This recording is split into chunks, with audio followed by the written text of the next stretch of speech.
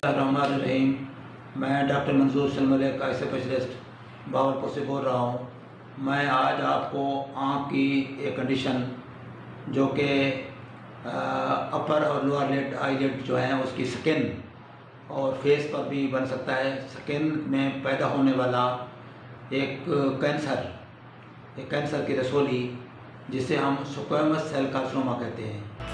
Squamous cell carcinoma इसे बोलते हैं मेडिकल लैंग्वेज में। और इसको आमतौर पर आप जल्द की एक रसोली कह सकते हैं, जो मतलब एक कैंसर नुमा होता कैंसर ही है।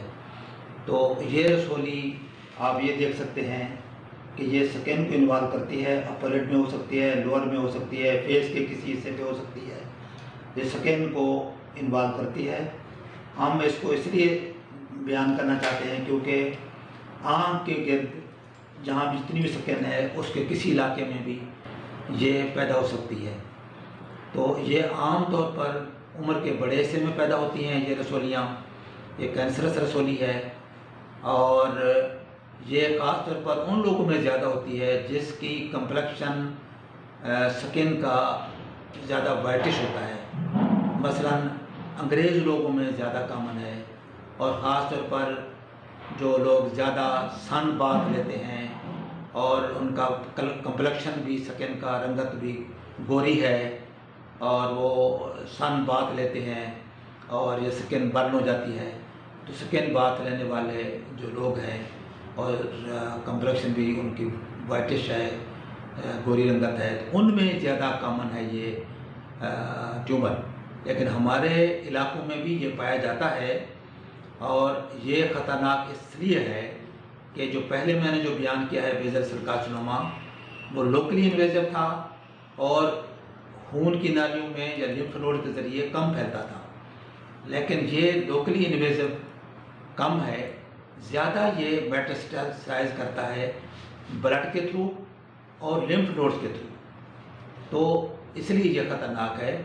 और फिर ये लंग्स में, लिवर में और मुख्तलिफ जिस्म के मुख्तलिफ इलाकों में ये उस ब्लड के थ्रू और लिम्फ नोड के थ्रू फैल सकता है। इसलिए इसकी जो डायग्नोसिस है वो बर वक्त की जाए ताकि ये जितना छोटा है उसको हम एक्सरसाइज कर सकें और ऑफ कोर्स हेल्दी टिश्यू के साथ करेंगे और उसके बाद इसकी हम तशख़ीस करा सकें।